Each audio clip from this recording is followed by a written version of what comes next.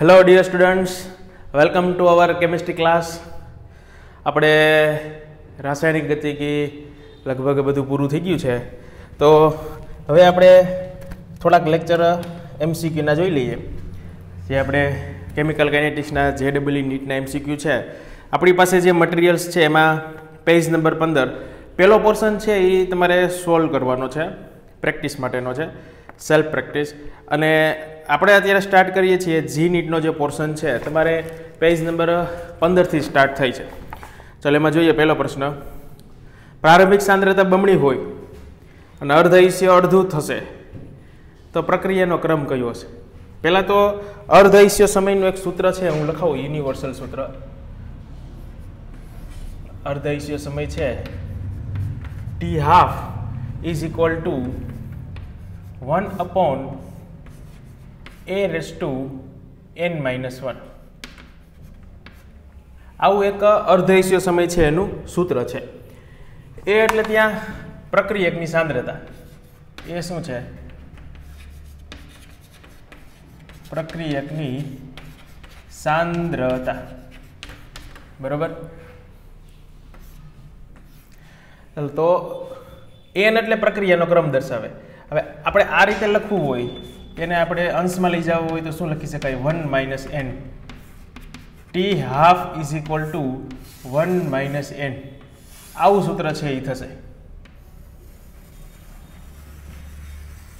T half is equal two a⁻1 - n.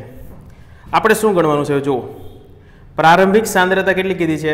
બમણી કરવામાં આવે તો પ્રક્રિયાનો ક્રમ છે એ કયો હશે? પ્રારંભિક સાંદ્રતા બમણી કરીએ એટલે એ છે એ કેટલો કરવાનો? બમણો કરવાનો છે. એની સાંદ્રતા બમણી એટલે 2a. કેટલી કરવામાં આવે? 2a. અહીં આપણે લખીએ બમણી એટલે T half is equal two 1/, આની ઉપરથી હું લખું છું, અથવા આની ઉપર કોઈ પણ રીતે લખી શકાય. ચાલ આની ઉપરથી લખીએ, અહીંયા જ આપણે લખીએ 2a⁻1 - n. બમણી સાંદ્રતા કરી તો અર્ધઆયુષ્ય સમય છે કેટલું થાય છે? અડધું થાય છે. અર્ધઆયુષ્ય સમય છે ટી હાફ છે એ કેટલો થાય છે? અડધો થાય છે. તો ક્યારે થાય? આમાં અલગ અલગ પ્રક્રિયાક્રમ છે, આપણે મૂકીએ બધા પ્રક્રિયાક્રમ છે 2, 1, 0 અને 3 મૂકીએ તો અડધો જવાબ ક્યારે આવે એવું આને ઉપરથી આપણે કહી શકાય. ધારો કે n બરાબર છે, એ ઓપ્શન છે n બરાબર કેટલો? પ્રક્રિયાનો ક્રમ છે 2, તો અહીંયા આપણે 2 મૂકીએ તો શું થશે? T half is equal two 2a⁻1 - 2 is equal two 2a⁻1 is equal two 1/2a. બસ આ અડધું થઈ જ ગયું. જો 1/2 ઇન્ટુ 1/a. 1/a આ જ છે ને. n એટલે પ્રક્રિયાનો ક્રમ. n બરાબર 2 મૂકો અહીંયા, અને અહીં બમણી સાંદ્રતા કરી તો અહીંયા અડધું થાય જ છે. બસ બીજા કોઈમાં અહીંયા અડધું જ આવશે. આપણે તો આ ગોતવાનું છે, હાફ ક્યારે થશે. પૂરું થઈ ગયું. બીજા ઓપ્શન ચેક કરવાની જરૂર જ નથી, તમારે ટેલી કરવાનું બીજા ઓપ્શનમાં.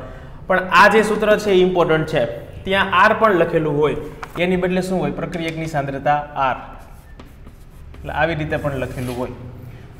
ચાલો ત્યાર પછી બીજો જોઈએ. પ્રથમ ક્રમની પ્રક્રિયાના કિસ્સામાં આટલા ટકા પ્રક્રિયા પૂર્ણ થવા માટે સમય 4 ગણો છે. તો પ્રક્રિયાને અડધી પૂરી થવા માટે લાગતો સમય તો 2 અર્ધઆયુષ્ય આપણે 2 સમય ગણવાના. આટલા ટકા માટેનો સમય અને પછી બેનો ગુણોત્તર લેવાનો. આપણે ઉદાહરણમાં એક દાખલો જોયો હતો કે કોઈ એક પર્સેન્ટેજ આપ્યું હોય, એટલી પ્રક્રિયા પૂર્ણ થવા માટે લાગતો સમય ઓના કરતાં બમણો છે કે 4 ગણો છે કે જે કાંઈ આપ્યું હોય તે. તો અહીંયા આપણે શું ગણવાનું છે? એક આપણને પ્રથમ ક્રમની પ્રક્રિયા 93.75% અને અર્ધઆયુષ્ય સમય બેયની કમ્પેરિઝન કરવાની છે. તો પહેલો કેટલો છે? 93.75 માટેની વાત છે. 93.75 માટે આપણે ગણીએ તો આરટી કેટલો થશે? આરટી આપણે ગણીએ તો 6.25 જેવો આવે. 93.75 છે, ટી 93.5. ટી 93.5, ટી 50% લખીએ તેમાં આટલા ટકા પ્રક્રિયા પૂર્ણ થવા માટે લાગતો સમય 2.303/k log R0/RT. R0/RT. RT એટલે ટી સમયની સાંદ્રતા કેટલી થશે? 93 100 માંથી આટલા બાદ કરો, પર્સન્ટેજમાં છે એટલે 6.25. હવે જો આ સિમ્પ્લિફાઈ છે આપણે JEE નીટમાં તો લોગનું મૂલ્ય આપી દીધું હોય, પણ અત્યારે તમારે કેલ્ક્યુલેશન કરવી પડશે. એનું સિમ્પ્લિફાઈ કરીએ 2.303/k. લોગ આનું સિમ્પ્લિફાઈ એટલે તમારે આન્સર આવશે 1.2042. એક આ આવ્યો. હવે બીજા આપણે જોઈએ T50% ઇઝ ઇક્વલ ટુ શું છે 0.693/k. આ બે સમીકરણનું ડિવાઇડેશન કરો એટલે તમારે જે આન્સર આવે એ આન્સર છે તમારે કેટલો આન્સર આવશે? અહીં 4 આન્સર આવશે. ચાલો ત્યાર પછી ત્રીજો પ્રશ્ન જુઓ, રકમ વાંચો. શર્કરાની દરેક સાંદ્રતા માટે pH 5 આપી છે. શેરડીના યુદ્ધ કરો. શેરડી એટલે સુક્રોઝ C12H22O11, એનું જે આપણે રિએક્શન લખીએ ગ્લુકોઝ અને ફ્રુક્ટોઝ. અર્ધયુષ્ય સમય 500 મિનિટ છે. જો pH 6 હોય તો અર્ધયુષ્ય સમય 50 મિનિટ થાય છે. તો શેરડીના વ્યુત્ક્રમણ માટેનો દર નિયમ એટલે કે સૂત્ર શું થાય? શેરડીનું વ્યુત્ક્રમણ છે એ આપણે કોની હાજરીમાં કરવામાં આવે? આ રીતે પ્રક્રિયા છે. શેરડીનું વ્યુત્ક્રમણ C12H22O11 શેરડી છે એનું વ્યુત્ક્રમણ એટલે H+ ની હાજરીમાં કરવામાં આવે. કોની હાજરીમાં? H+ ની હાજરીમાં. Glucose plus fructose. હવે નીચે એવા 4 ઓપ્શન આપ્યા છે. કેટલા 4 ઓપ્શન છે? એમાં વેગનું સૂત્ર K ઇન્ટુ આ એટલે શર્કરા, શર્કરા ઇન્ટુ H2O તો નહીં આવે. H+ ની સાપેક્ષે શું આવશે પ્રક્રિયાક્રમ એવું કીધું છે. કોની સાપેક્ષે? H+ ની સાપેક્ષે. શર્કરાની કોઈ પણ સાંદ્રતા હોય, દરેક સાંદ્રતા લીખું જો રકમમાં, દરેક સાંદ્રતા pH કેટલી છે? 5. તો અર્ધયુષ્ય સમય કેવો રહે છે? અચળ. અચળ અર્ધયુષ્ય સમય. જો આમાં રકમ વાંચજો, દરેક સાંદ્રતાએ અર્ધયુષ્ય સમય કેવો રહે છે? અચળ રહે છે. અર્ધયુષ્ય સમય અચળ રહે તેનો મતલબ કે કયા ક્રમની પ્રક્રિયા થાય? અર્ધયુષ્ય સમય અચળ હોય 0.69 થી સાંદ્રતાથી સ્વતંત્ર થયો દરેક સાંદ્રતાએ. જો અહીંયા ડાયરેક્ટ લખવું હોય તો આમ લખી શકાય. એ જે પોઈન્ટ લીખો છે હું લખું છું. શર્કરાની દરેક સાંદ્રતાએ શું થાય છે? T½ છે એ કેવો રહે છે? અચળ રહે છે. T½ અચળ રહે છે. તો કોઈ પણ સાંદ્રતાએ અર્ધયુષ્ય સમય અચળ રહે એનો મતલબ કે પ્રક્રિયા કયા ક્રમની? પ્રથમ ક્રમની. કારણ કે પ્રથમ ક્રમ માટે હાફ લાઈફ પીરિયડ શું છે? 0.693/k. અર્ધયુષ્ય સમય સાંદ્રતાથી સ્વતંત્ર છે. આમાં કંઈ ફેરફાર થાય નહીં. સાંદ્રતામાં ફેરફાર કરો તેનો મતલબ કે પ્રથમ ક્રમની પ્રક્રિયા. તો પ્રથમ ક્રમની પ્રક્રિયા એટલે કઈ આવશે? જોવો જ 4 ઓપ્શન છે એમાંથી પેલું છે એમાં કેટલા આવશે? તૃતીય ક્રમ. બી ઓપ્શનમાં દ્વિતીય ક્રમ. સી ઓપ્શનમાં પ્રથમ ક્રમ. અને ડી ઓપ્શન છે એમાં શર્કરાની શૂન્ય ઘાત ન હોય. આમાં આપણે સી અને ડી બે ઓપ્શન લખીએ. વેગ બરાબર K ઇન્ટુ શર્કરા ઇન્ટુ H+ ની 0 ઘાત. અને ડી ઓપ્શન છે શર્કરાની 0 ઘાત. R is equal to K શર્કરા ⁻0 અને H+1. તો H+ તો કેટાલિસ્ટ છે. તો શર્કરા છે એ મેઇન રિએક્ટન્ટ કે હજી કદાચ H2O લખ્યું હોય તો હજી કદાચ મહિનામાં આવે, પણ અહીંયા તો શર્કરાની સાપેક્ષે જ પ્રક્રિયાનો ક્રમ થશે. H+ ની સાપેક્ષે દર્શાવવાનો આવે નહીં. એ તો શું છે? કેટાલિસ્ટ છે. આ H+ છે એ શું છે? ઉદ્દીપક. તો પ્રક્રિયાનું આપણે વેગનું સમીકરણ લખીએ. વેગના સમીકરણમાં શું હોય કે વેગ નિયમ આપણે શું ભણ્યા હતા? વેગ છે તે પ્રક્રિયકો અને નિપજો ઉપર આધાર રાખે. મોસ્ટલી કોની ઉપર આધાર રાખે? પ્રક્રિયકો ઉપર. તો H+ ક્યાં આવ્યો? H+ આવે જ નહીં. તો એની ઉપરથી અનુમાન આપણે લગાડી શકીએ. ચલો ત્યાર પછી પછીનો દાખલો જોઈએ. સક્રિયકરણ ઉર્જા આપી છે 100 કિલોજૂલ પ્રતિ મોલ. ઉદ્દીપકની હાજરીમાં સક્રિયકરણ ઉર્જા 75% ઘટે છે. ઉદ્દીપક વાપરશો એટલે ગ્રાફ છે કેવો આવશે? નીચે. ઉદ્દીપકનું મેઇન કાર્ય શું? સક્રિયકરણ ઉર્જા છે એ ઘટાડવાનું. આપણે જે આવો ગ્રાફ છે, ધારો કે કોઈ પ્રક્રિયા છે એ અત્યારે આ રીતે થાય છે અને અહીંયા આપણને નિપજ મળે છે. તો ઉદ્દીપક વાપરશું તો એ જ પ્રક્રિયા છે એ આ રીતે થશે. તો આ ગેપ છે એ સક્રિયકરણ ઉર્જાનો છે. સક્રિયકરણ ઉર્જા પહેલાં આટલી હતી, પછી કેટલી થઈ ગઈ? ઘટે છે. ઉદ્દીપક વાપરવાથી સક્રિયકરણ ઉર્જા ઘટે છે. એ તો સ્કેચ કહેવાય, ગ્રાફ, ઓનલી ફોર ઇન્ફોર્મેશન. 75% જેટલી સક્રિયકરણ ઉર્જા. તો 100 આપી છે એના 75% એટલે કેટલા થાય? 25 કિલો જૂલ પ્રતિ મોલ થઈ. તો 200 અંશ સેલ્સિયસ તાપમાને પ્રક્રિયાનો વેગ ગણવાનો છે. કેટલા તાપમાને? 200 અંશ સેલ્સિયસ તાપમાન. તો આપણી પાસે સૂત્ર છે K1 K2 વાળું સૂત્ર. K1 K2 આપણે આરએનએસ ઇક્વેશન મૂકીએ પહેલા. આરએનએસ ઇક્વેશન શું હતું? K = A - EA/RT. આની ઉપરથી તમે વિચારો છો કઈ રીતે નક્કી થશે? સક્રિયકરણ ઉર્જા E આપણે જાણીએ છીએ. બે આપણી પાસે છે, બે આપણે સ્ટેપ લખીએ શરૂઆતનું. K1 = A - સક્રિયકરણ ઉર્જા કેટલી છે? 100/RT. પછી બીજું કેટલું છે? K2 75% છે એ ઘટે છે. So we can say that is 25 kJ/mol. So now we have two equation. ચલો બે ઇક્વેશન મળી ગયા. એની ઉપરથી તમારે શું કરવાનું છે?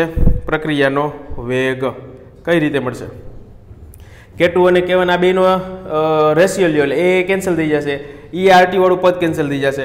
લોગ તમારે જોવું પડશે. શું જોવું પડશે? લોગ. શું કીધું આપણે?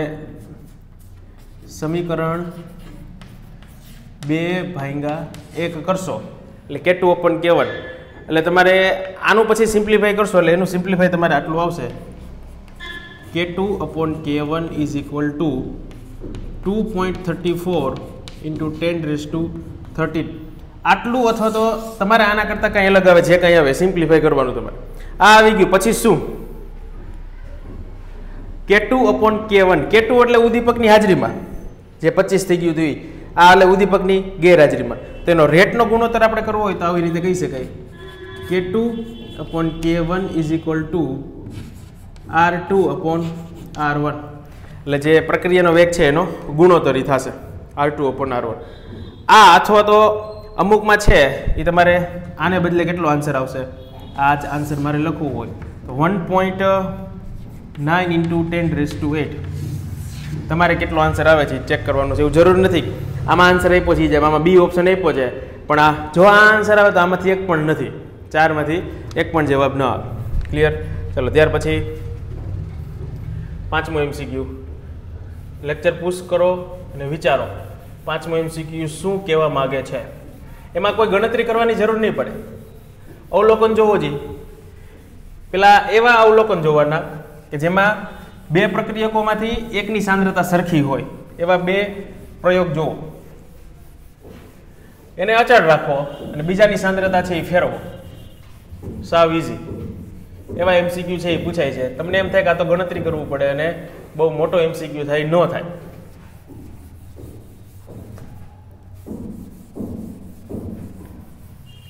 જો ઓમ તમે ગણતરી કરવા જાઓ 3 કે 4 માર્ક્સમાં દાખલો પૂછાણો હોય તો 3 સમીકરણ આવે, ત્રણેયનું સાદુરૂપ આપવું પડે, પછી આપણને વેગ અને તેનો ક્રમ મળે, પ્રક્રિયાનો ક્રમ. આમાં એટલી બધી ગણતરી કરવાની જરૂર કોઈ રહેતી નથી. દાખલા તરીકે જો કઈ રીતે હેન્ડલ કરશું? 3 અવલોકન છે, A અને B ની સાંદ્રતા છે. પેલા એક દાખલો છે, હું તમને આ રીતે બોર્ડમાં કરાવું. આ A ની સાંદ્રતા, આ B ની સાંદ્રતા અને પ્રક્રિયાનો વેગ આપ્યો છે. 0.10 molar, 0.20 molar, 0.20 molar, 1 molar, 1 molar and 2.0 molar. 2.1 into 10⁻³ 8.4 into 10⁻³, 8.4 into 10⁻³. આવા અવલોકન આપ્યા છે. શું ગણવાનું છે તમારે? A અને B ના સંદર્ભમાં પ્રક્રિયાનો ક્રમ અનુક્રમે શું હશે? આના માટે વેગનું સમીકરણ મારે લખવું હોય શું લખી શકાય? વેગ બરાબર K × AX B/y. તમારે કોઈ આવી ગણતરી કરવાની જરૂર ન પડે. આવું કંઈ લખવાનું હોય, સીધી જ આમાંથી ખબર પડી જાય. ચલો A અને B ની સાપેક્ષે વાત કરીએ. એમાં જોઈએ આપણે એની એવી સાંદ્રતા પસંદ કરીએ કે જેમાં એની સાંદ્રતા અચળ હોય. તો આ બે અવલોકન છે, આ બે અવલોકન, એમાં એની સાંદ્રતા કેવી છે? અચળ છે. અને B ની સાંદ્રતા કેટલી કરવામાં આવે? બમણી કરવામાં આવે છે. એની સાંદ્રતા અચળ રાખવામાં આવે અને B ની સાંદ્રતા બમણી કરવામાં આવે તો આવું અવલોકન છે. તો તમારે એ રીતે વિચારવાનું છે. શું વિચારવાનું? આ તમને આપ્યું છે, પછી એમ કીધું છે કે એની સાંદ્રતા અચળ રાખવામાં આવે અને બીની સાંદ્રતા કેટલી કરી છે અહીંયા બમણી કરવામાં આવે. યાદ કરો આપણે સ્ટાર્ટિંગમાં જ કીધું હતું, જો સિમ્પલ સરળતાથી સોલ્વ થઈ શકે. એની સાંદ્રતા અચળ રાખી તો અહીંયા આપણે વેગ જે નક્કી કરશું એ કોની સાપેક્ષે નક્કી થશે? બીની સાપેક્ષે જ નક્કી થશે. વેગમાં જે કાંઈ ફેરફાર થશે એ બી ઉપર ડિપેન્ડેન્ટ છે, કારણ કે એની સાંદ્રતા તો કેવી રાખી છે આપણે અચળ. બીની સાંદ્રતા બમણી એટલે 2 ગણી થઈ, તો વેગ કેવો રહે છે? અચળ રહે છે. આવું કરવામાં આવે તો વેગ કેવો રહે છે? વેગ અચળ રહે છે. તો બીની સાંદ્રતા બમણી કરી તો વેગ અચળ. અચળ એટલે શું? જે મૂલ્ય હોય એ જ આવે છે. જુઓ તો 2 ની કેટલી ઘાત કરીએ તો જવાબ હોય એટલો ને એટલો આવે, 2 ની 1 ઘાત. તો બીની સાપેક્ષે પ્રક્રિયાનો ક્રમ કયો થાય? પ્રથમ ક્રમની પ્રક્રિયા. પછી બીજું અવલોકન જોઈએ. બીજું અવલોકનમાં શું કીધું છે? અહીંયા આ જોઈએ, આ બે. બીની સાંદ્રતા અચળ રાખવામાં આવે અને એની સાંદ્રતા બમણી કરવામાં આવે. શું અહીંયા લખું? બીની સાંદ્રતા અચળ રાખવામાં આવે અને એની સાંદ્રતા કેટલી કરવામાં આવે? બમણી કરવામાં આવે. તો વેગ કેટલો થાય છે? 2.1 એમાંથી આટલો થાય છે. આના ડબલ કરો અને એના 3 ગણો કરો. કેટલો થાય છે? 3 ગણો થાય છે કે ડબલ થાય છે? ડબલ. આનો સ્ક્વેર કરો કે 3 ગણો કરો તો એની ઉપરથી તમને પ્રક્રિયાનો ક્રમ ખબર પડે. આમાં કોઈ પણ પ્રકારની કેલ્ક્યુલેશન આવશે નહીં, તો દ્વિતીય ક્રમની પ્રક્રિયા થશે. આની ઉપરથી તમે આ લખો એટલે કયો ક્રમ થાય? દ્વિતીય ક્રમ. વેગ કેટલો થાય છે? એની સાંદ્રતા બમણી કરીએ તો વેગ 4 ગણો થાય છે. 4 ગણો વેગ કેટલો થાય છે? 4 ગણો. તો 2 જે છે એની કેટલી ઘાત મૂકીએ તો જવાબ 4 આવે? 2 ઘાત. તો એની સાપેક્ષે પ્રક્રિયા કયા ક્રમની હશે? દ્વિતીય ક્રમની. તો વેગનું સૂત્ર આપણું શું થશે? વેગ બરાબર k × a⁻²⁴ and b⁻0. તો ટોટલ ક્રમ થયો એ દ્વિતીય ક્રમ, એની સાપેક્ષે દ્વિતીય ક્રમ ને બીની સાપેક્ષે શૂન્ય ક્રમ. આવા આપણે ઘણા બધા પ્રશ્નો સોલ્વ કરેલા છે. રનિંગમાં આપણે જ્યારે થિયરી ચાલતી ત્યારે ઘણા બધા દાખલા છે આપણે સોલ્વ કર્યા છે. ચાલો ત્યાર પછી હવે MCQ નંબર 6. પ્રક્રિયા આપી છે N2O5 ના સંદર્ભમાં પ્રથમ ક્રમની પ્રક્રિયા છે. નીચેનામાંથી કયો આલેખ સીધી રેખા આપી શકે છે? તો N2O5 છે એની સાંદ્રતા એટલે કે એનું દબાણ બસ એક જ, એમાં કંઈ સ્ક્વેર કે એવું ન આવે. વિરુદ્ધ સમયનો આલેખ પ્રેશર ઓફ N2O5 વિરુદ્ધ T સીધી રેખા આપે છે. 7મો દાખલો સેમ, આપણે જે 5મો જોયો સેમ ટુ સેમ 7મો દાખલો. 2 એવા અવલોકન પસંદ કરવાના જેમાં એકાદાની અચળ સાંદ્રતા હોય. 8મો દાખલો જોઈએ. 99% પ્રથમ ક્રમની પ્રક્રિયા 32 મિનિટમાં પૂરી થાય છે. તો આટલા ટકા પ્રક્રિયા કેટલી મિનિટમાં પૂરી થાય છે? 2નો સમય ગણવાનો અને પછી 2નો ગુણોત્તર. જેમ આપણે ઉદાહરણમાં દાખલા જોયા હતા, આમાં સમય ગણવાનો છે. 99% પ્રક્રિયા પૂરી થવા માટે લાગતો સમય ચાલો ગણાવીએ. તો આપણે પહેલાં T99 માટે આપણે વાત કરીએ. T99% માટે શું આવશે? 2.303/k. હજી એક સ્ટાર્ટિંગમાં તમને એક આપણે દાખલો જોયો હતો, કેટલામો MCQ હતો? એ MCQ નંબર બીજો MCQ હતો, એના જેવો જ 8મો MCQ છે. હવે પછી આને રિલેટેડ MCQ છે આપણે બધા સોલ્વ નહીં કરાવીએ, જેથી આપણને વધારે MCQ છે એ સોલ્વ કરવાનો સમય મળે. લોગ R0 એટલે શરૂઆતની સાંદ્રતા 100 લઈ લઈએ. 99% છે એટલે કેટલો ટકા? 1% એટલે કેટલો થશે? 0.1 મોલર છે. સોરી 1 મોલર જ છે. 99 આપણે ઉપર 100 લઈ લીધી છે એટલે અહીં કેટલી આપણે લખી શકીએ? 1. બાકી પર્સન્ટેજ વાઇઝ તમે કેલ્ક્યુલેટ કરો. ઉપર R0 અને અહીંયા તમે 1% જે છે એના R0, 1% એટલે 0.01 R0, 0.01 R0 આવું થાય. 10⁻² ઉપર જાય એટલે 10⁻². બે સેમ જ છે. અહીંયા હું ડાયરેક્ટ આ રીતે લખું છું. 100 શરૂઆતની સાંદ્રતા 100 માની લઈએ. અહીંયા 99 કીધી છે તો કેટલી થશે? 100 માંથી 1 બાદ કરો, 99 બાદ કરો એટલે કેટલી આવશે? 1. તો અહીં કેટલું થયું? log 2.303/k log 10⁻², 10⁻² એટલે ખાલી શું આવશે? 2. આ શું આવ્યું? 99% માટે ઇક્વેશન નંબર 1. પછી કેટલા માટે કીધું છે? સેમ ટુ સેમ 99.9 માટે ઉપર 100. અહીંયા કેટલા મૂકશો તમે? 0.1. એ પછી એ બેનો ગુણોત્તર કરો એટલે એ તમારો આન્સર આવશે. અહીંયા 100 અપોન અહીંયા ખાલી છેદ જ છે એ બદલાશે 99.9% માટે અહીંયા આવશે 0.1. ચાલો ત્યાર પછી 9મો MCQ છે, એમાં આવું થોડુંક લખવાનું છે તમારે. 50 mm કોઈ એક પદાર્થ એ ધારો કે કોઈ પણ પદાર્થ છે, એનું વિઘટન અને અર્ધઆયુષ્ય સમય 4 કલાક. અર્ધઆયુષ્ય સમય છે એ 4 કલાક. ત્યાં એક કરેક્શન છે 4 કલાક. અને 100 mm હોય તેને 2 કલાક લાગે છે, તો પ્રક્રિયાનો ક્રમ કયો થશે?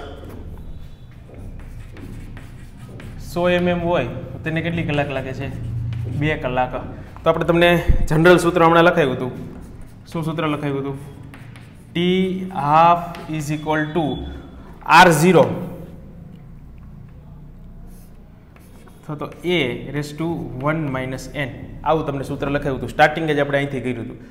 તો બે માટે આપણે જોઈએ 50 માટે અને અર્ધઆયુષ્ય સમય બેયના આપ્યા છે, બેયના અર્ધઆયુષ્ય સમય.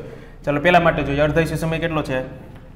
4 બરાબર સાંદ્રતા કેટલી છે? 50 અને n⁻⁻n ઇક્વેશન નંબર 1.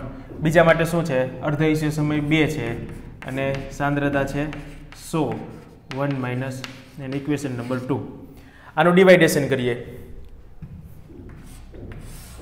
ડિવાઇડેશન કરશો એટલે શું મળશે? આ બાજુ 2 = 50 એટલે 1/2 1/2 આની ઉપરથી આપણે કરવું હોય તો 2 આપણે ખાલી લખવું હોય તો શું લખી શકાય? n-1. 2 = 2n-1. તો અહીંયા આધાર છે એ સરખાવી દઈએ આપણે, તો ઘાતને પણ સરખાવી શકાય. ઘાત કેટલી કહેવાય? અહીંયા 1 ઘાત કહી શકાય. તો શું થઈ ગયું? n-1 = 1 અને n = 2. That is second order reaction. Important question. સાવ અલગ રીતે જો આ સૂત્ર ઉપરથી સાવ ઇઝીલી છે એ સોલ્વ કરી શકાય. કોઈ મોટી કેલ્ક્યુલેશન નથી, ડેટા પણ સરસ આપ્યા છે, ઇઝીલી સોલ્વ થઈ શકે. દ્વિતીય ક્રમની પ્રક્રિયા. ચાલો ત્યાર પછી 10મો MCQ જોઈએ. ચાલો આનો સ્ક્રીનશોટ લઈ લ્યો જી.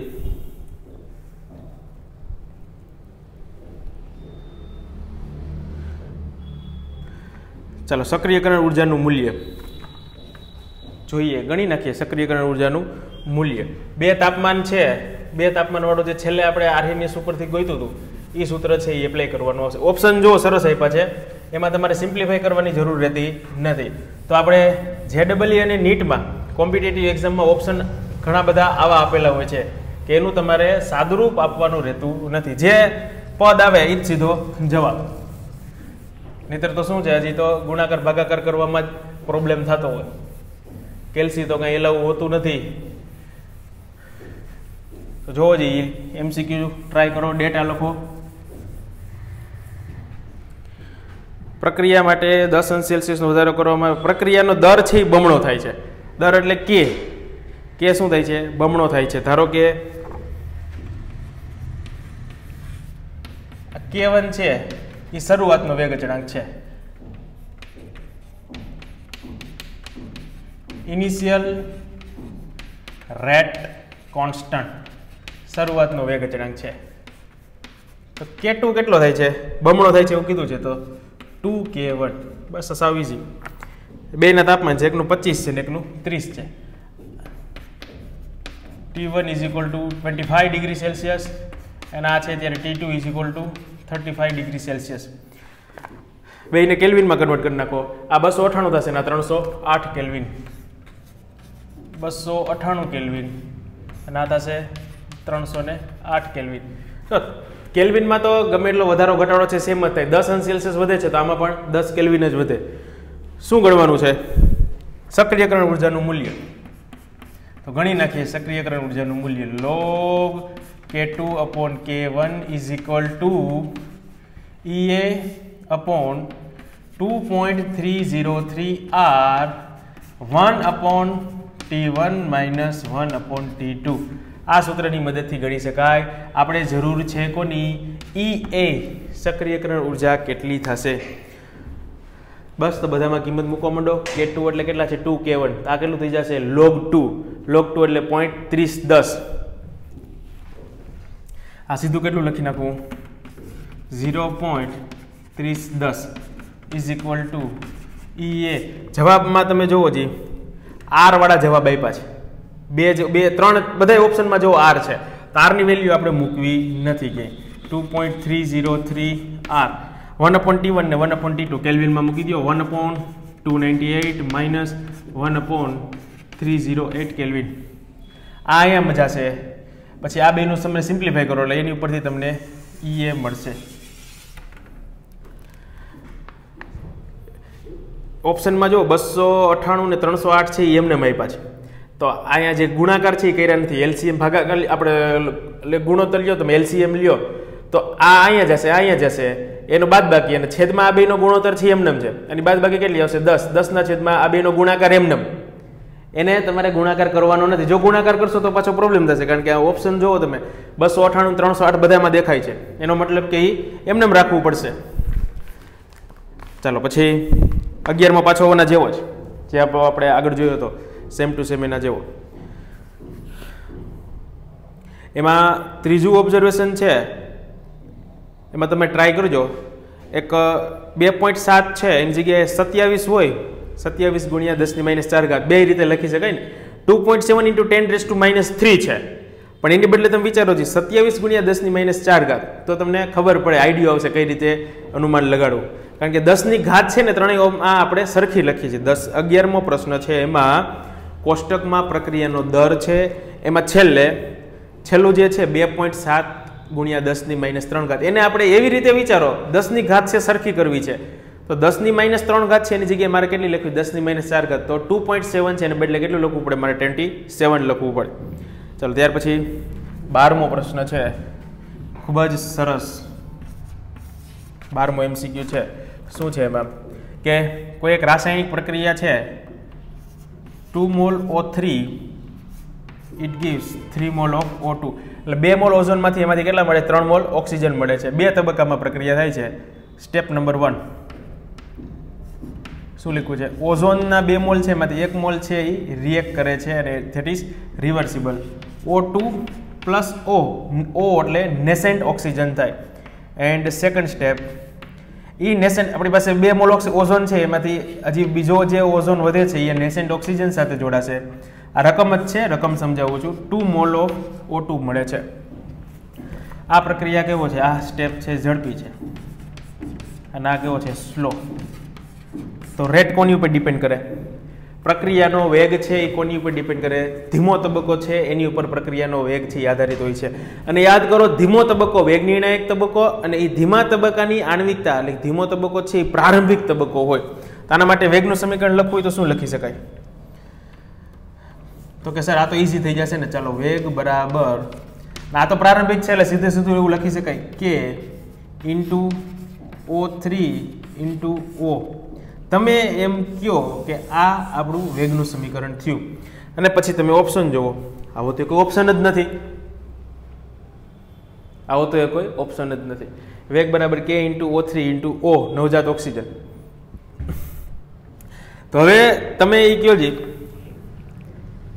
કે આ પ્રક્રિયા આપણી આ છે, એનું વેગનું સમીકરણ લખીએ છીએ તો એમાંથી કાં તો પ્રક્રિયકોનું કાં તો નિપજ હોય. અને મોસ્ટ ઓફ શું હોય? મેં કીધું હતું કે પ્રક્રિયકો જ હોય, નિપજ પણ હોય એવું જે તે વખતે આપણે લેક્ચર દરમિયાન કીધું. હાલો તો એ તો O2 છે ને, પણ O ક્યાંથી આવ્યો લટકાનો? O તો નવજાત ઓક્સિજન તો શક્ય જ નથી. તો તમને એમ થાય કે આપણે થિયરીમાં તો એવું ભણ્યા કે જટિલ પ્રક્રિયા હોય, એકથી વધારે તબક્કામાં થતી હોય, ધીમો તબક્કો વેગ નિર્ણાયક તબક્કો હોય અને એ ધીમો તબક્કો છે એ પ્રારંભિક હોય. પ્રારંભિક હોય તો સીધું આપણે પ્રક્રિયાના વેગનું સમીકરણ લખી શકીએ. હા લખીએ છીએ, પણ તો આ O છે એનું કંઈક આપણે કરવું પડે. ઓની સાંદ્રતા આપણે મેળવવી પડે. આ જે પ્રતિવર્તી પ્રક્રિયા આપી છે એની ઉપરથી ઓની સાંદ્રતા નક્કી કરીને આ સમીકરણમાં મૂકવું પડે. ઓની સાંદ્રતા નક્કી કરીએ. ચાલો ઓની સાંદ્રતા નક્કી કરવા માટે આ સમીકરણ નંબર 1 ઉપરથી જોઈએ. સમીકરણ નંબર 1 ની છે આ જે પ્રક્રિયા જે છે ઓઝોનની પ્રક્રિયા હું લખું O3 and it gives O2 plus nascent O. તો પુરોગામી પ્રક્રિયાનો વેગ Vf is equal to શું થશે? Kf into O3. ગુલબર્ગ અને વાગના નિયમ પ્રમાણે Vr is equal to Kr O2 into O. પુરોગામી પ્રક્રિયા માટે પ્રક્રિયક આ છે. પ્રતિગામી પ્રક્રિયા માટે પ્રક્રિયક આ બે થાય O2 અને O. આ બે સમીકરણ છે. સંતુલન સમય શું હોય? VF બરાબર VR. ક્યારે સંતુલને VF બરાબર VR. તો એ બેને આપણે સરખાવીએ તો શું થશે? KF into O3 is equal to KR into O2 into O. આ બે અચળ છે, KR છે. O ને આપણે કરતા બનાવીએ. ચાલો બીજું બધી પછી O ને આપણે સબ્જેક્ટ કરીએ તો શું થશે? KF upon KR O3 upon O2. આને આપણે સબ્જેક્ટ કરીએ છીએ, કરતા બનાવીએ છીએ તો KR અને O2 બે એના છેદમાં આવશે. O ની સાંદ્રતા આના બરાબર 9 અચળાંક લઈ લઈએ આપણે. K ડેશ O3 ની 1 ઘાત, આ જે છે 1 ઘાત, અને O2 ઉપર જશે એટલે શું થશે? -1. તો O ની સાંદ્રતા આપણને આટલી મળે છે. અને આ O ની સાંદ્રતા છે એ આપણે આમાં મૂકીએ હવે સમીકરણ 1 માં. તો વેગ બરાબર K અને K ડેશ બે બરાબર 9 અચળાંકો લઈ લો. K ડબલ ડેશ O3 એમને રાખીએ, પછી O3 into O2 raised to -1. આ જે O છે આ છે એમને રાખ્યું K into O3. પછી બાજુમાં જે K ડેશ લખશું એટલે બેના બરાબર K ડબલ ડેશ લઈ લીધો. K O3 O ની બદલે શું આવ્યું? O3 into O2 -2. તો O3 ની કેટલી ઘાત થઈ? 2. ઓઝોનની સાપેક્ષે દ્વિતીય ક્રમ અને O2 ની સાપેક્ષે -1. પ્રક્રિયાનો ક્રમ ઋણ પણ હોઈ શકે ને, કોણે ના પાડી? હોય જ છે. તો ઓપ્શન નંબર આવશે B. સેકન્ડ ઓપ્શન, એ ઓપ્શન આવશે નહીં. ઓપ્શન નંબર કયો આવશે? B.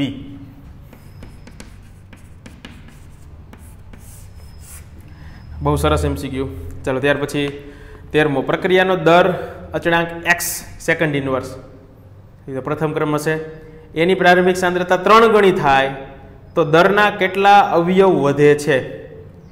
પ્રથમ ક્રમ છે એટલે 3. શું કીધું? પ્રારંભિક સાંદ્રતા 3 ગણી કરવામાં આવે તો 3 ની 1 ઘાત એટલે 3. પૂરું થઈ ગયું. બસ કંઈ વિચારવાનું આવે જ નહીં. પછી જોઈએ 14મો, બહુ સરસ MCQ. પ્રક્રિયા આપી છે R tends to P log T half versus log R0 નો આલેખ નીચે પ્રમાણે છે. તો વિકલનીય વેગ સમીકરણ નીચે પૈકી કયું હશે? વેગનું સમીકરણ. T હાફ અને R0 ની વાત કરી છે. કેટલામો પ્રશ્ન છે? 14. ગ્રાફ કેની વાત કરી છે? log T half versus R0. પ્રક્રિયાનો ક્રમ તો આમાં કંઈ કીધો નથી, નહીતર આપણે કહી શકીએ કે પ્રથમ શૂન્ય ક્રમ માટે T હાફનું સૂત્ર શું છે? T half is equal two R0 upon 2K.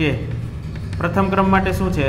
0.693 upon K. પણ તો આની ઉપરથી તમને એમ થાય કે શૂન્ય ક્રમ હશે તો જ R0 આવશે નહીં. તો કોઈ પણ ક્રમ હોય ને, દ્વિતીય ક્રમ હોય એમાં R0 આવે. ગ્રાફ ઉપરથી તમે એવું અનુમાન લગાડી શકો કે પ્રથમ ક્રમ તો નહીં જ હોય, પ્રથમ ક્રમ હશે નહીં. તો આપણે અનુમાન લગાડીએ તો R0 છે, તમે એવું વિચારો R0 છે એટલે શું હશે? R0 છે એટલે તમને એમ લાગે કે એ શૂન્ય ક્રમની વાત હશે. નહીં, શૂન્ય ક્રમ છે નહીં. ચેક કરીએ ને આપણે કયું થશે? શૂન્ય ક્રમ, પ્રથમ ક્રમ, દ્વિતીય ક્રમ, જે કંઈ થતું હોય. આપણું T હાફનું સૂત્ર, જનરલ સૂત્ર શું છે? આજે તો આ સૂત્ર છે બહુ જ ઉપયોગી બન્યું છે, R0. હવે આપણે એ નથી લેવું, શું લેવું છે? R0. કારણ કે અહીંયા R0 આપ્યું છે. એની કેટલી ઘાત? R0 ની કેટલી ઘાત હતી? 1 - n. કયું સૂત્ર? એ વાળું સૂત્ર જે આપણે લખ્યું હતું. T half is equal to A raise to 1 - n. આની ઉપરથી આપણે આ લઈ આવવાનું છે. આની ઉપરથી આ લઈ આવીએ. ચલનની નિશાની દૂર કરીએ. ચલન મૂકવો છે, ચલનની નિશાની દૂર કરીએ. T half is equal to K into R0 raise to 1 - n. બે બાજુ લોગથી મલ્ટીપ્લાય કરીએ તો શું થાય? log T half is equal two log K plus 1 - n log R0. આવું થશે. તો ઢાળનું મૂલ્ય કેટલું થાય છે? -2. ઢાળનું મૂલ્ય થાય છે -2. ઢાળ આલેખ ઉપરથી જુઓ. ગ્રાફ કોનો ડ્રો કર્યો છે? log T હાફ વિરુદ્ધ log R0 નો. y is equal to c plus mx. M એટલે શું થશે? ઢાળ. એ ઢાળ કેટલો છે? 1 - n. જોજો ઢાળ ઇઝ ઇક્વલ ટુ કેટલો આવશે 1 માઇનસ એન. ઢાળનું મૂલ્ય આલેખમાં આપ્યું છે 2 1 માઇનસ એન. એન કરતા કરીએ હવે એન ને આ બાજુ તો કેટલો આન્સર આવશે 3. ત્રીજા ક્રમની પ્રક્રિયા થશે. કેટલા ક્રમની પ્રક્રિયા થાય? Third order reaction. ઢાળ કેટલો આપ્યો છે? માઇનસ આપ્યો છે, બરોબર માઇનસ. તો એન ઇઝ ઇક્વલ ટુ 3, નહીંતર તો -1 આવતું હતું. ત્રીજા ક્રમની પ્રક્રિયા. બહુ સરસ દાખલો છે. આલેખમાં ઢાળનું મૂલ્ય -2 આપ્યું છે. ઢાળ એટલે કેટલો થાય? 1 માઇનસ એન. આપણે જેમ કીધું એમ કે આ સૂત્ર અતિ અગત્યનું છે, અર્ધ આયુષ્ય સમયનું સૂત્ર કોઈ પણ પ્રક્રિયા માટે. ચાલો ત્યાર પછી 15મો જોઈએ. 90% વિઘટન આટલી મિનિટમાં થાય છે. ભલે થાતું પ્રથમ ક્રમની પ્રક્રિયા છે, તેનો અર્ધ આયુષ્ય સમય કેટલો? તો ટી 50% અને ટી 90%, બેનો ગુણોત્તર પછી કરવાનો. ટી 50% અને ટી 90%. બસ જેમ આપણે આની પહેલાના દાખલા જોયા હતા, તમને કીધું હતું એમ કે એવા ઘણા બધા દાખલા આવશે, છતાંય 2 દાખલા તો આપણે કર્યા હતા. ચાલો ત્યાર પછીનો દાખલો જોવો જી. 16મો દાખલો વિચારો. આ ચેપ્ટરમાંથી JEE અને નીટમાં તો દાખલા રિલેટેડ જ MCQ પૂછાય છે. થિયરીની તો શક્યતા છે. થિયરી આમ જોવો તમે વિચારો, આ ચેપ્ટરમાં થિયરી જ નથી. શું છે? નકરા દાખલા જ છે. 16મો MCQ તમે વિચારો.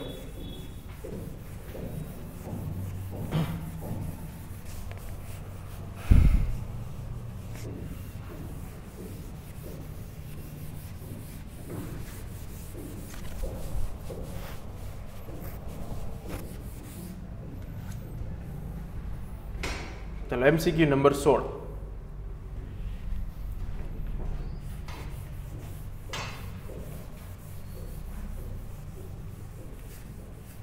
શું કીધું છે એમાં? પ્રથમ ક્રમની પ્રક્રિયા છે, સાંદ્રતા એટલી છે, દર એટલો છે, અર્ધ આયુષ્ય સમય ગણો. પ્રથમ ક્રમ માટે અર્ધ આયુષ્ય સમયનું સૂત્ર શું? 0.693/k. k એટલે વેગ જ થાય ને, એક પ્રકારનો શું કીધું છે આપણે? વેગ. પ્રથમ ક્રમની પ્રક્રિયા એટલે શું થાય? એની પ્રક્રિયા જ આપી છે. પ્રક્રિયા આપી છે A ટેન્ડ્સ ટુ B. પ્રથમ ક્રમ છે, વેગનું સમીકરણ શું લખી શકાય? વેગ બરાબર k × A⁻1. સરસ. ચાલો સાંદ્રતા 0.1 મોલર. પ્રક્રિયકની સાંદ્રતાનો દર આપ્યો છે 2 × 10⁻⁵. તો પ્રક્રિયાનો અર્ધ આયુષ્ય સમય ગણો. અર્ધ આયુષ્ય સમયનું સૂત્ર શું થાય? T½ = 0.693/k. આ ગણવાનું છે. તો કે આપણી પાસે છે નથી, તો પહેલા આપણે શું ગણવું પડે? કે ગણવો પડે. આની ઉપરથી કે ગણી લઈએ. વેગ આપ્યો છે, કેટલો આપ્યો છે? 2 × 10⁻⁵ = k ઇન્ટુ સાંદ્રતા આપી છે કેટલી? એની સાંદ્રતા 0.01. આમાંથી કે ને સબ્જેક્ટ કરો એટલે કે મળશે. એ કે ને તમે આમાં મૂકો એટલે શું મળશે? અર્ધ આયુષ્ય સમય. ચલો ત્યાર પછી 17મો દાખલો. શું કે છે? 2a + b નિપજ દર 15 સેકન્ડ પછી આટલો છે, 30 સેકન્ડ પછી આટલો છે, 50 સેકન્ડ પછી આટલો થાય છે. તો પ્રક્રિયાનો ક્રમ કયો હશે? 3 અલગ અલગ અવલોકન આપ્યા છે, જોઈએ આપણે. 17મો દાખલો. 15 સેકન્ડ પછી કેટલી સેકન્ડ આપી છે? 30 second. And then after 50 second.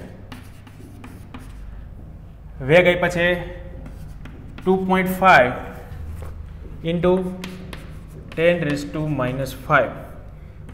2.6 × 10⁻⁵ and 2.05 × 10⁻⁵. કેનો એકમ આપ્યો છે? Litre, mall inverse, second inverse. તો એ મોલ પ્રતિ લીટર જ થયું ને, મોલ પ્રતિ લીટર સેકન્ડ ઇન્વર્સ. આની ઉપરથી પ્રક્રિયાનો ક્રમ ડાયરેક્ટ ખબર પડી જાય, એકમ ઉપરથી જ ખબર પડી જાય. દ્વિતીય ક્રમની પ્રક્રિયા છે. કયા ક્રમની? દ્વિતીય ક્રમની. આ ડેટા લખવાની જરૂરી નથી, ભલે લખો. પછી ચોક્કસ તાપમાને એમોનિયાના 18મો પ્રશ્ન. એમોનિયાના વિઘટન માટેની નીચેની માહિતી આપેલી છે. 50 mm, 100 mm ને 200 mm દબાણ આપ્યા છે. અર્ધ આયુષ્ય સમય આપ્યો છે. તો પ્રક્રિયાનો ક્રમ કયો હોય? કોઈ પણ 2 અવલોકનને આપણે કમ્પેરિઝન કરીએ. અર્ધ આયુષ્ય સમય. ફરી પાછું કયું સૂત્ર આવશે? આપણે અવલોકન લઈએ, પહેલું અને બીજું અવલોકન લઈએ, 50 અને 100 વાળું, સાવ ઇઝી.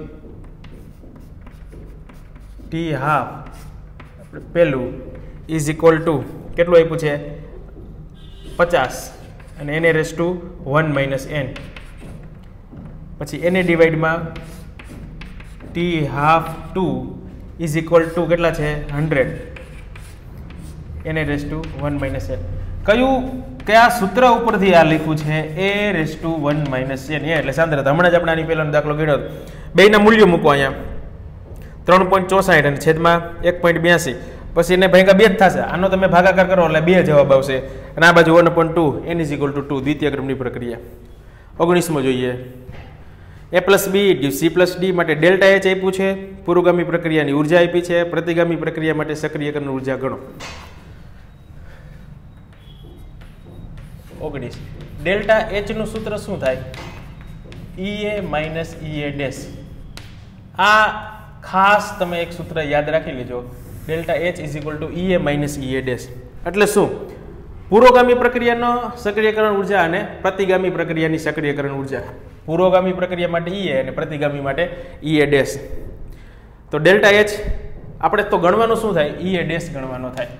પ્રતિગામી પ્રક્રિયા માટે શું ગણવાનું થાય ea ડેશ.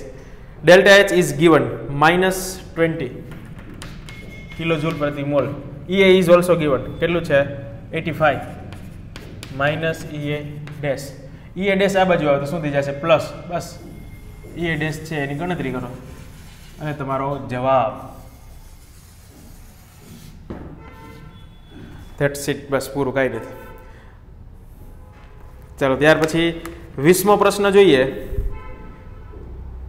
આ પ્રક્રિયા આપી છે, જો 2 તબક્કા, ઓઝોન વાળો જે આપણે દાખલો ગણ્યો હતો સેમ એના જેવો જ આ 2 તબક્કા છે. એની ઉપરથી તમારે પહેલા શું કરવાનું થશે વેગનું સમીકરણ મેળવવાનું.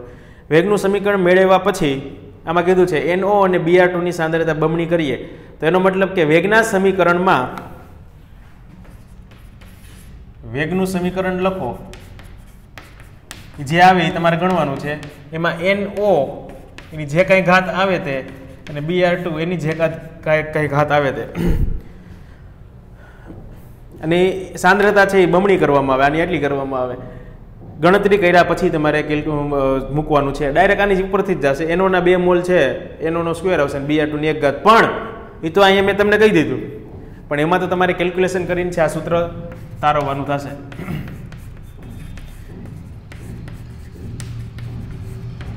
પછી જે કંઈ ફેરફાર કીધો છે કે NO ની સાંદ્રતા આટલી કરવામાં, Br2 ની આટલી કરવામાં, તો વેગ કેટલો થાય છે. ચલો ત્યાર પછી કારણ અને વિધાનવાળા પ્રશ્નો છે. બસ કારણ અને વિધાનવાળા છે એ સોલ્વ કરવાના છે.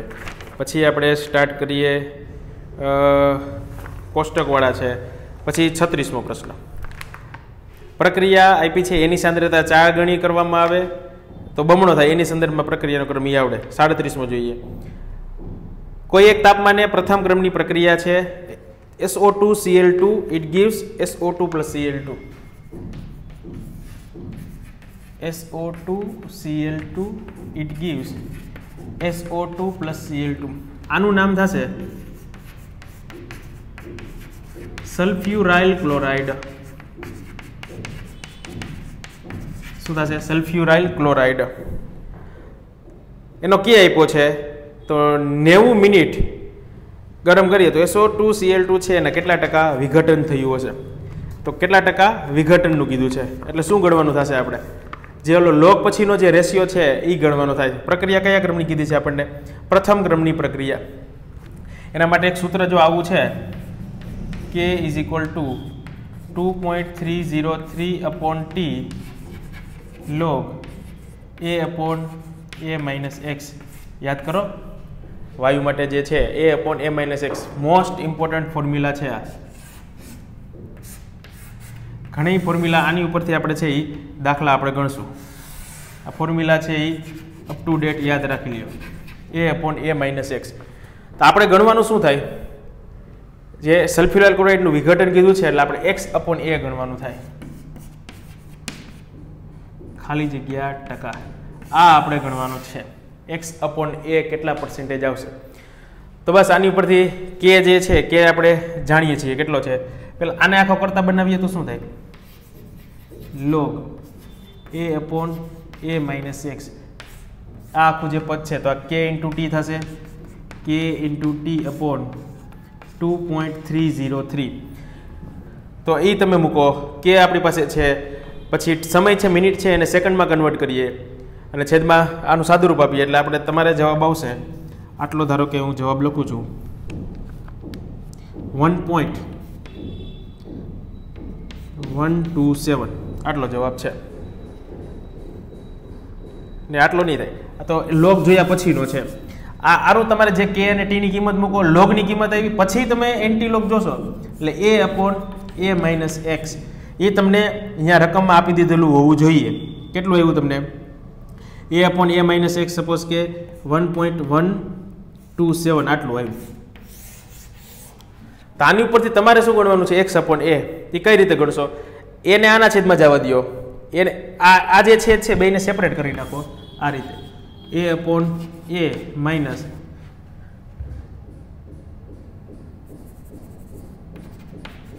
શું આવશે? 1/x.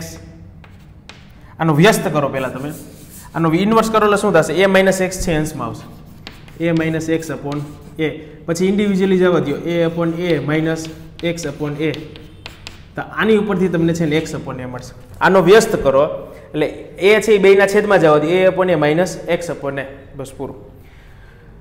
ચાલો ત્યાર પછી 38મો. એની સાંદ્રતા 10 ગણી કરવામાં આવે તો a અને b વચ્ચેની પ્રક્રિયાનો વેગ 100 ગણો થાય છે. તો દ્વિતીય ક્રમની પ્રક્રિયા 10 નો સ્ક્વેર એટલે 100. ચાલો ત્યાર પછી 39. ઉષ્માક્ષેપક પ્રક્રિયા. ગ્રાફ આપ્યો છે, ભલે આપ્યો, સરસ આપ્યો છે. સક્રિયકરણ ઉર્જા 15 છે એટલે સક્રિયકરણ ઉર્જા 15 આપી છે. એ શું આપી છે? Ea. આ થશે Ea. બરાબર છે. પછી પ્રક્રિયાની બેયની આપી છે સક્રિય ઉર્જા આટલા પ્રતિમોલ, આટલા કેલરી પ્રતિમોલ. પુરોગામી પ્રક્રિયાની આટલી થઈ, પ્રતિગામી પ્રક્રિયાની આટલી થઈ નહીં. ઉર્જા સક્રિયકરણ ઉર્જા આટલી છે અને ઓલી પ્રક્રિયાની ઉર્જા છે. જોજો પેલું 15 જે આપ્યું છે એ શું છે? Ea છે. અને પછી ખાલી ઉર્જા આપી છે એટલે ડેલ્ટા H છે, 5 આ છે. તો સક્રિયકરણ ઉર્જા Ea ડેશ ગણવાનું છે. સેમ ટુ સેમ આના જેવો 10 કિલોજૂલ પ્રતિ મોલ આવશે. 40મો જોઈએ. ઉષ્મા શોષક પ્રક્રિયા A ટેન્ડ્સ ટુ B. એની સક્રિયકરણ ઉર્જા x આપી છે. પ્રક્રિયાની ઉર્જા એટલે કે ડેલ્ટા H માં થતો ફેરફાર કેટલો છે? y. તો પ્રતિગામી પ્રક્રિયાની સક્રિયકરણ ઉર્જા એટલે પાછું આ જ Ea ડેશ ગણવાનું થયું. 41મો. 10 અંશ સેલ્સિયસ તાપમાન વધારવામાં આવે તો એક પ્રક્રિયાનો વેગ બમણો થાય. થિયરીમાં આપણે જોયું હતું 10 કેલ્વિન કે 10 અંશ સેલ્સિયસ જેટલું તાપમાન વધારે તો વેગ કેટલો બમણો થતો જતો હતો. તો 50 અંશ સેલ્સિયસનો વધારો કરીએ તો 10 થી 50 નો ગાળો જુઓ કેટલું થયું? 40. 4 વખત 10 10 થી 20.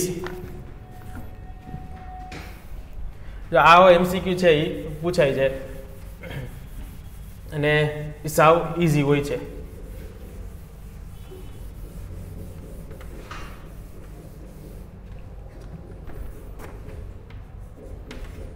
દસ થી 20 અંશ, 20 થી 30 અંશ, 30 થી 40 અંશ, 40 થી 50 અંશ. બમણો બમણો બમણો અને બમણો. તો બેની કેટલી ઘાત કરવાની આવે? 4 ઘાત કરવાની આવે. તો કેટલો થાય? 2 4 8 8 2 16. કેટલામો પ્રશ્ન છે? 41. હવે જોજો 10 ગણો કરવામાં આવે તો 10 અંશ સેલ્સિયસનો વધારો કરવામાં આવે તો આટલો થાય છે. પણ હવે આમાં રકમમાં શું કીધું છે? 50 અંશ સેલ્સિયસ. આ આપણે વાત કર્યું ક્યારે? 10 અંશ સેલ્સિયસ થી 50 અંશ સેલ્સિયસ હોય તો. ખાલી મેં એમ કીધું હોય કે 50 અંશ સેલ્સિયસ નો વધારો તો ક્યાંથી 0 થી સ્ટાર્ટ કરવાનો? 0 થી 10 અંશ સેલ્સિયસ, પછી 20 અંશ સેલ્સિયસ. 10 નો વધારો કરીએ થિયરીમાં આપણે ભણાવ્યું હતું 30 અંશ સેલ્સિયસ, 40 અંશ સેલ્સિયસ અને 50 અંશ સેલ્સિયસ. 1 2 3 4 અને 5 બેની કેટલી ઘાત આવશે? 5 ઘાત. આન્સર આવશે 32. આ જ રીતે ત્યાં આપણે ગણાવેલું હતું. Most important. 42મો જોઈએ. પ્રથમ ક્રમની પ્રક્રિયા માટે અર્ધવંશીય સમય 10 મિનિટ છે. પ્રક્રિયાની સાંદ્રતા આટલાથી આટલા કરવા માટે લાગતો સમય બસ એ આવડે ગણવાનો. પછી 43મો જોઈએ. આરનું વિઘટન પ્રથમ ક્રમની પ્રક્રિયાની ગતિકી અનુસારે છે. તેની મૂળ સાંદ્રતા 24 સેકન્ડમાં ઘટીને 8મા ભાગની થાય છે. કેટલામો છે? 43મો. ln વાળું છે આપણે આ સૂત્ર લખવું હોય k = પહેલાં તો જનરલ સૂત્ર જે આપણે લખીએ છીએ 2.303 upon T log R0 upon RT. પણ મારે ln વાળું લખવું હોય તો k is equal two 1 upon T ln R0 upon RT. આ કીધું છે 8મા ભાગની સાંદ્રતા, એટલે કેટલું થાય ln R0 અપોન 8, એટલે 8 ઉપર આવી જશે ln 8. શું થશે k is equal two 1 upon T ln 8.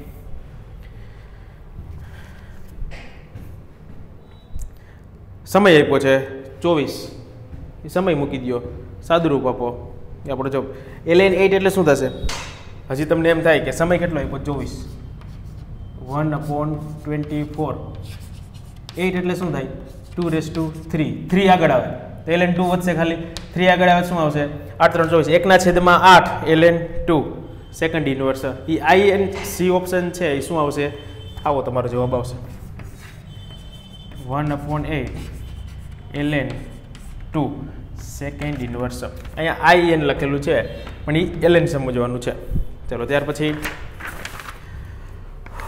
45 log k2 upon k1 વાળું સમીકરણ આવશે, કારણ કે આમાં સક્રિયકરણ ઉર્જા આપી છે, તાપમાન 2 આપ્યા છે અને વેગ અચળાંક લગભગ કેટલા ટકા વધારો થશે. તો k2 અપોન k1 ગણવાનું થશે તમારે. શું ગણવાનું થશે? k2 upon k1. પછી એ અને બીની સાંદ્રતા બમણી કરવામાં વેગ 4 ગણો થાય. આપણે પ્રથમ ક્રમની પ્રક્રિયામાં દ્વિતીય ક્રમની આવશે, લગભગ ઓપ્શન છે એ પ્રથમ ક્રમ આપ્યો છે. પછી 46 આવડે, 47 પણ આવડે, 48, 49 અને 50 પ્રક્રિયાની સાંદ્રતા બસ એ પણ આવડશે. તો 50 સુધી આપણે રાખીએ. અહીંયા સુધીના બધા MCQ વ્યવસ્થિત સોલ્વ કરવાના છે. જે કાંઈ ડાઉટ હોય તમે મેસેજ કરી શકો છો. નેક્સ્ટ લેક્ચરમાં આપણે સ્ટાર્ટ કરશું 51 થી સ્ટાર્ટ કરશું. જો MCQનો લેક્ચર છે આ તો મોટો થયો છે, પણ કટકે જોઈ શકો, કારણ કે આ તો કોઈ થિયરી નથી કે તમારે આટલો આપણે 52 મિનિટનો થયો છે કે જે તમારે થોડુંક પ્રોબ્લેમેટિક થાય, પણ આમાં વાંધો આવશે. અને MCQ છે ને, MCQ તમારે 20 25 25નું ગ્રુપ પાડી દો. 25 MCQ અત્યારે જોઈએ, પછી 25 MCQ પછી જોઈએ.